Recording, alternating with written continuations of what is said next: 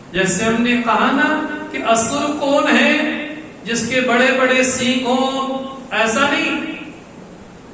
जो प्राणों में इंद्रियों में रमण करे वो असुर है। वैसे देवता कौन है? तो वेदों में उपनिषदों में देवता के बारे में कहा गया ज्योतना देवा, जो प्रकाशवान है, जो प्रतिभावान है, जो संपन्न है, जो यशवान है, जो कीर्तिवान है, जो भक्त है, वो भी देवता है। आप में से भी कई देवता ही होंगे। केवल ये मन में भावना आए देवता बनने के लिए कोई स्वर्ग का सिंहासन होगा, बोले इतना मात्र से देवता नहीं। अगर हमारे जीवन में दैवी गुण है तो हम देवता ही। गीता का 16वां अध्याय आप पढ़िए, भगवान ने वहां पर 2 प्रकार की संपत्तियों के बारे में कहा, देवी संपत्ति, आसुरी संपत्ति, है ना। तो कभी प्रसंग आएगा तो कभी आप सुनिएगा, गीता का 16वां अध्याय हमारे जीवन से जुड़ा हुआ। देवी संपत्ति मोक्षाय बंधाया श्रीमता। हे अर्जुन, देवी संपत्ति व्यक्ति को मुक्त करती है और आश्रय संपत्ति व्यक्ति को बांध लेती है। हाँ? कभी प्रसंग आएगा तो जरूर उसको सुनिएगा। तो जिसमें दैवी गुण है वो देवता है। तो बोलते हैं कौन है? ब्रह्मादि मुनीसा। ब्रह्मा इत्यादि जितने देवता हैं, चाहे वो इंद्र हो, चाहे वो वरुण हो, चाहे वो कुबेर हो, जितने भी देवता हैं सबकी गणना आ गई। क्या? ब्रह्मादि आदि मैंने एक्सेट्रा सभी को मिलाकर मुनीसा, जो मुनि जन है, जो कि यहाँ भी बड़ी सावधानी वाली बात है। मुनि मैंने कौन? इसकी लंबी लंबी दाढ़ी हो, बड़ी बड़ी जटाएं हो, बोले ना। मुनि कौन? मननशीला, जो मनन करते हैं, जो चिंतन करते हैं, वो मुनि। ऋषि कौन है? थोड़ा आपको लगेगा कि हनुमान चालीसा बोलने की आप उपनिषदों की गीता की व्याख्या कर रहे हैं। हाँ? ऋषि कौन? तो कहा गया, ऋषियों की परिभाषा की कि ऋषि की डेफिनेशन क्या है? ऋषया मंत्र दृष्टारा, जिन्होंने मंत्रों का दर्शन किया वो ऋषि, और जो उन मंत्रों पे मनन करते हैं वो मुनि। तो आप में से कई मुनि भी हो सकते हैं। मुनि मैंने जो मननशील हो, जो सतत चिंतन करता हो, जगत की प्रत्येक घटना पर जो चिंतन करता है। अगर व्यक्ति है तो क्यों है, सृष्टि है तो क्यों है, सृष्टि कहां से आई, किससे उत्पन्न हुई, कब उत्पन्न हुई, इसका आदि क्या है, इसका अंत क्या है, इसका आदि कब हुआ, इसका प्रलय कब होगा, भगवान है कौन है, इन बातों पर जो चिंतन करे, मनन करे, कौन है? बोले वो मुनि। तो गोस्वामी जी बोलते हैं, सनकादिक ब्रह्मादि मुनीसा नारद।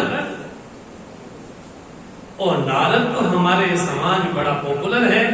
नारद मैंने जो झगड़ालू, जो यहां की खबर वहां पहुंचाए, वो नारद है। अब इसके आप शब्द में ही जाओ। शब्द कैसा है? नारद। जिनका वाक्य कभी रद्द ना हो वो कौन है? बोले नारद। ऐसे नारद जी जिनको मिले उनका उद्धार हुआ। श्री नारद जी महाराज ध्रुव को मिले तो ध्रुव ने भगवान को पाया। श्री नारद जी महाराज प्रहलाद को मिले कब? जब प्रहलाद अपनी मां की कोख में थे, कयाधु की कोख में जब थे, तब नारद जी महाराज ने, हाँ जी, अपने आश्रम में रह करके कयाधु को भगवान की बड़ी दिव्य दिव्य लीलाओं को सुनाया। तो प्रहलाद के भी गुरु कौन हुए? बोले नारद जी हुए। सती जी, पार्वती जी के गुरु कौन हुए? बोले श्री नारद जी हुए। वाल्मीकि का उद्धार करने वाले कौन हुए? बोले नारद जी हुए। ऐसे नारद कौन है? बोले वो भी ब्रह्मा जी की मानस पुत्री। नारद सारद, जो शारदा है, सहित अहिसा जो शेष अवतार है। यम यम मैंने जिसका नाम सुनते ही हमारी दिल की धड़कन हाँ जी बढ़ जाती है। ऐसे कौन? यमराज। यमराज क्या करते?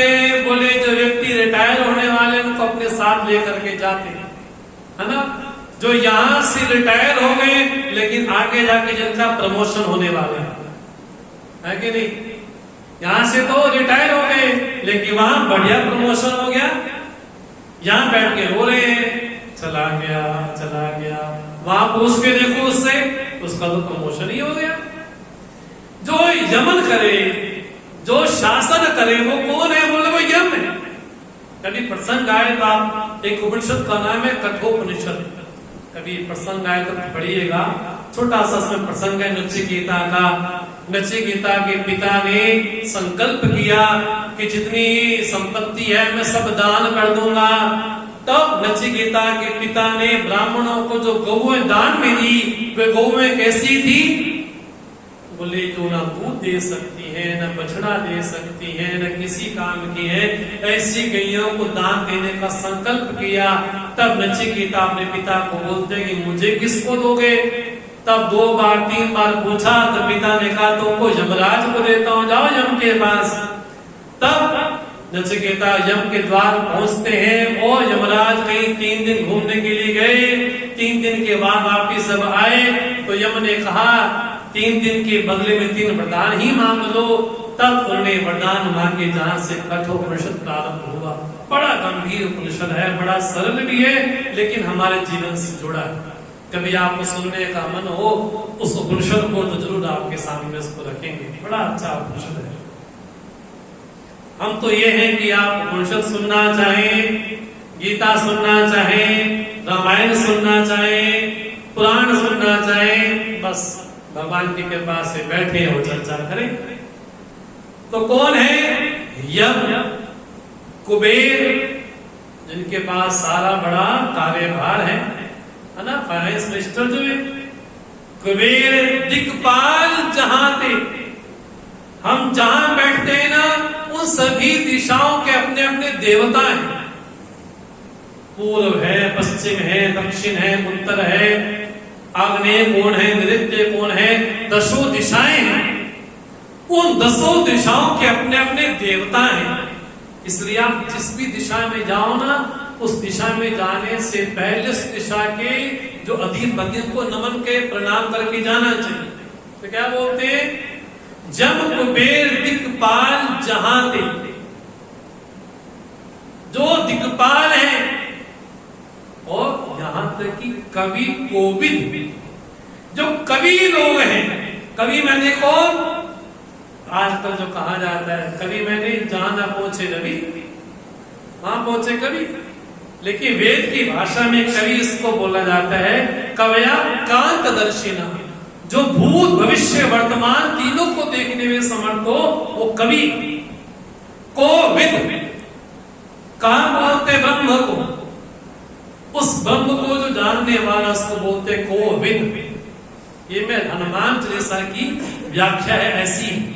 आप उसको बस चुटकी में और जय हनुमान ज्ञान को सागर शुरू किया और लाल दे लाले से बस समाप्त ही होगा। लेकिन इस सफाई की गंभीरता समझिए, क्या गंभीरता इस बात।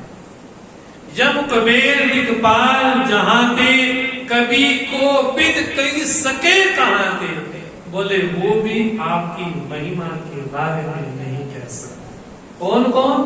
सनकादि, ब्रह्मादि, मुनि, जम, कुबेर, दिक्पाल, हाँ जी, वो भी आपकी महिमा का गुणगान हाँ जी नहीं कह सकते। क्यों? क्योंकि हनुमान जी कौन है? वीर नहीं, महावीर। कैसे महावीर हैं? वीर हनुमाना अति बलवाना, वीर हनुमाना प्रभु मन बसियो रे। वीर हनुमाना अति बलवाना, वीर हनुमाना अति बलवाना, राम नाम रसियो रे, प्रभु मन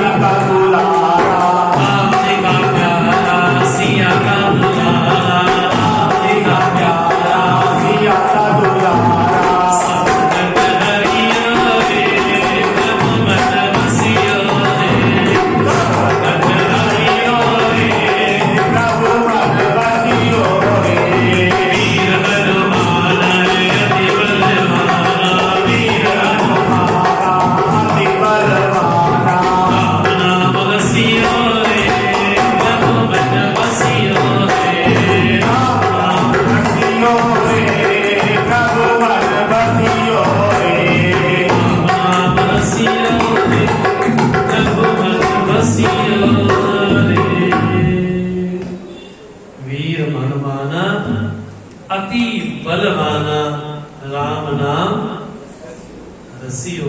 उनको रस लगा है, जैसे हमें रस लगा है ना खाने का, पीने का, सुनने का, निंदा का, चुगली का, है ना।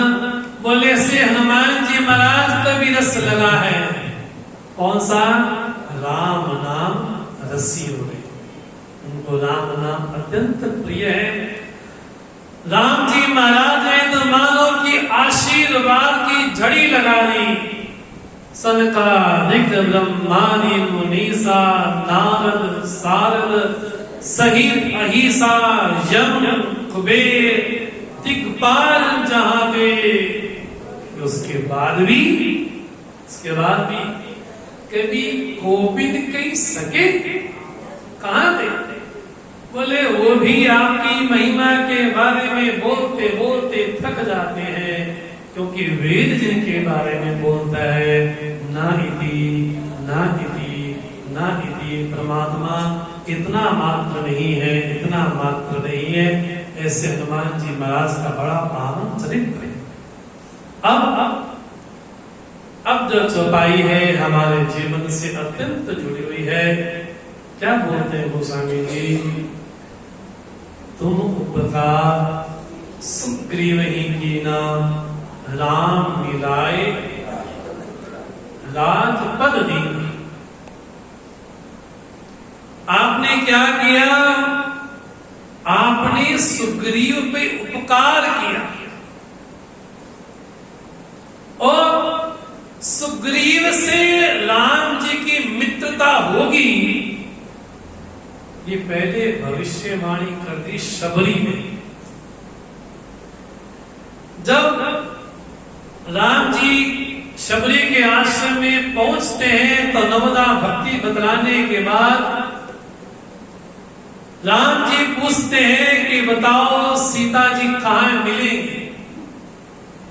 बड़ा आश्चर्य, शबरी जी ने सीता जी को देखा नहीं, लेकिन राम जी पता पूछ रहे हैं शबरी से कि सीता जानकी कहां मिलेगी। लेकिन शबरी बोलती है ये तो पता नहीं, लेकिन आपकी मित्रता होगी सुग्रीव से।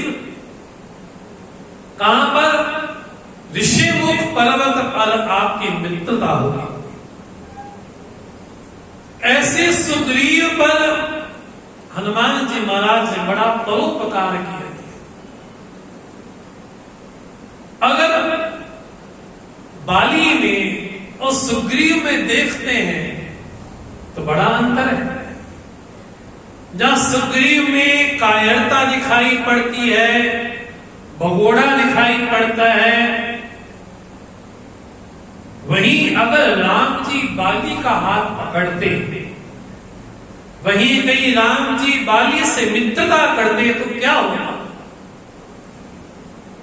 होता तो ये कि बाली के भय से रावण खुद ब खुद स्वयं ही आकर के जानकी जी को सौंप देता, या बाली स्वयं जाकर के लंका पे चढ़ाई कर देता।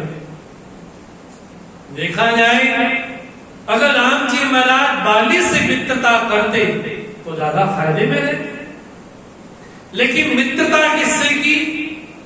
सुग्रीव से। ऊपर से देखते हैं तो समझ नहीं आता है कि राम जी ने मित्रता क्यों की, लेकिन जब हम सुग्रीव शब्द पर जाते हैं उसकी व्याख्या अलग ही हो जाती है। रामचरितमानस में जितने भी पात्र हैं ना, उनके जो नाम हैं वो नाम हमारे जीवन से जुड़े हुए हैं। चाहे वो कुंभकर्ण हो, चाहे मेघनाद हो, चाहे भीषण हो, चाहे मंत्रा हो, चाहे कैकेयी हो, चाहे केवट हो, चाहे निषाद राज हो, वो नाम हमारे जीवन से जुड़े हैं। क्या नाम है उनका? सुग्रीव। ग्रीव बोलते हैं गर्दन, ग्रीवा। जिसकी गर्दन ग्रीवा कैसी है? बोले सू है, मैंने बड़ी विनम्र है। जहां सुग्रीव में निरहंकारिता है, वहीं बाली में अहंकार है।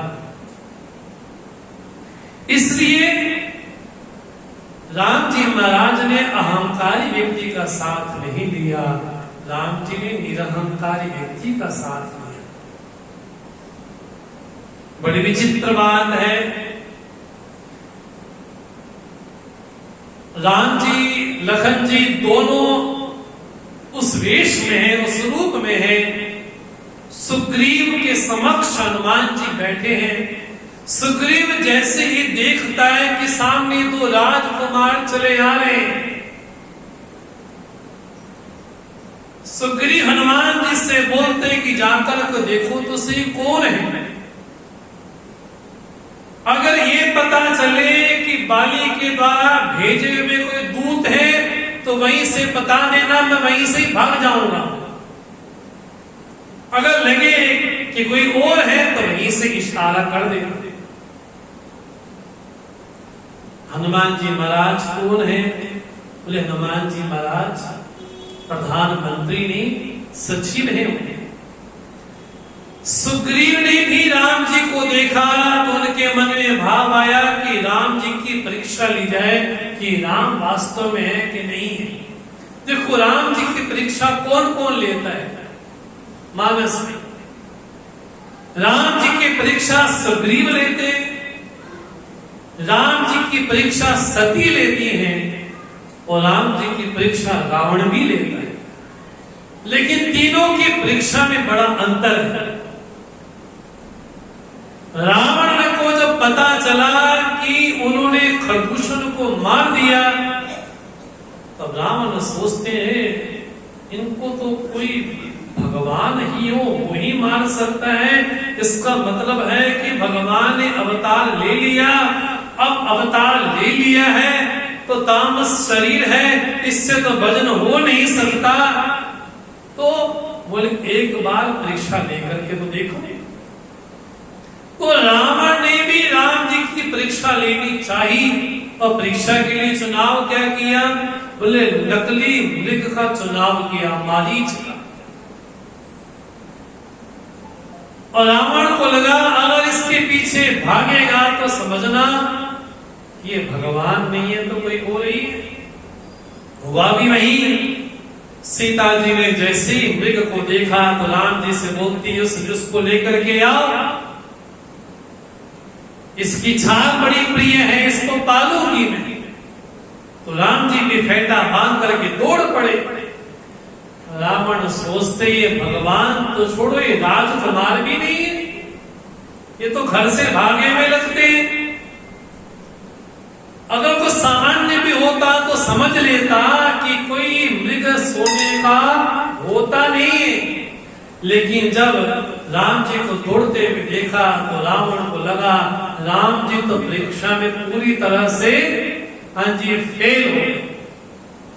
उस सती ने भी परीक्षा लेनी चाहिए किनकी? राम जी की। और सती जी क्या बन करके आई? सती जी सीता बन करके आई। और पोल तो खोलनी थी राम जी की, लेकिन स्वयं की पोल खुल गई तो वो भी हार गई। अब यहां पर सुग्रीव जी महाराज ने अपनी आंखों पे विश्वास नहीं किया। सुग्रीव बोलते अगर भगवान को देखना है तो गुरु की आंखों से देखा जाए। स्वयं की आंखों से देखेंगे तो कहीं हाँ जी हमारी आंखें धोखा खा जाए। इससे बाबा मल्ले शाह के कहते हैं रब साडे तो वख नहीं पर साडी देखने वाली आंख नहीं। सुग्रीव जी महाराज ने अपनी आंखों पे विश्वास नहीं किया। उन्होंने हनुमान जी महाराज को कहा कि आप पता करके आओ कि कौन है। हनुमान जी महाराज विप्र रूप धारण करते हैं। हनुमान जी महाराज मानस में कई बार विप्र धारण करते हैं। जब भीषण से मिलते हैं तब भी विप्र बनते हैं, जब राम जी से मिलते हैं तब भी विप्र बनते हैं, जब अंतिम में भरत जी के पास जाते हैं 14 वर्ष पूरे होने के बाद तब भी विप्र बन करके जाते हैं। अब विप्र बन करके गए, प्रणाम भी हुआ। राम जी को लगा तुम बढ़िया अभिनय करने वाले नहीं हो। हनुमान जी बोलते आप भी कौन सा बढ़िया अभिनय कर रहे हो? क्षत्रिय होने के बाद भी आपका तेज तो ऐसा होना चाहिए। वो प्रसंग बड़ा विस्तार वाला है, लेकिन चौपाई के अनुसार मैं उस पे जाऊंगा। मैं चौपाई के अनुसार गोस्वामी जी बोलते, तुम उपकार सुग्रीव की ना। हनुमान जी महाराज बोलते कि एक आपका दास है, एक आपका भक्त है, उनके पास आपको चलना पड़ेगा। अब देखो, कोई सामान्य रोगी हो तो डॉक्टर के पास वो जाता है, लेकिन ऐसा कोई रोगी हो जो चल फिर ना सके, तब चिकित्सक डॉक्टर स्वयं उसके घर आ गए। सुग्रीव सामान्य रोगी नहीं है, सुग्रीव बहुत बड़ा रोगी। जब ऐसा रोगी है तो स्वयं भगवान को चल करके उनके पास जाना है। अब हनुमान जी के सामने बड़ी चिंता है, क्या मैं सुग्रीव को बोलूं तुम नीचे आओ भगवान से मिलो, तो धर्म ग्रंथ की बड़ी हानि होती है। क्या भगवान से मिलने के लिए ऊंचा उठना पड़ता है कि नीचे आना पड़ता है? वे भगवान से मिलने के लिए तो व्यक्ति को ऊपर से नीचे नहीं, नीचे से ऊपर उठना पड़ता है, तब भगवान के दर्शन हो। अब भगवान के सामने बड़ी दुविधा हो गई। हनुमान जी बोलते हैं, मैं राम जी को लेकर के जाऊं तो कैसे लेकर के जाऊं? बोले एक यही उपाय मेरे पास में है कि आप दोनों मेरी पीठ पर बैठो। इससे क्या होगा, आपका उतरना भी हो जाएगा और उनका नीचे आना भी हो जाएगा। क्योंकि जब पीठ पर बैठे तो पीठ पर बैठने के बाद अब क्या हो गया, राम जी को नीचे उतरना भी है, और उतरने के बाद पुनः उन दोनों की आपस में बड़ी सुंदर मित्रता हुई। और मित्रता का संकेत किन्होंने दिया? बोले शबरी ने दिया। इससे गोस्वामी जी बोलते हैं, तुम उपकार सुग्रीव कीना राम मिलाए। पहले क्या किया? राम से मिलाया, और उसके बाद क्या किया? राजपद दीना। वो राजपद कैसे दिया, ये बड़ी सुंदर व्याख्या किष्किंधा कांड में हमको प्राप्त होती है। समय हमको आज्ञा देता है, यही विराम किया जाए भगवान का नाम स्मरण करते हुए। जय सिया राम, जय जय सिया राम, जय सिया राम, जय जय सिया राम, जय सिया राम।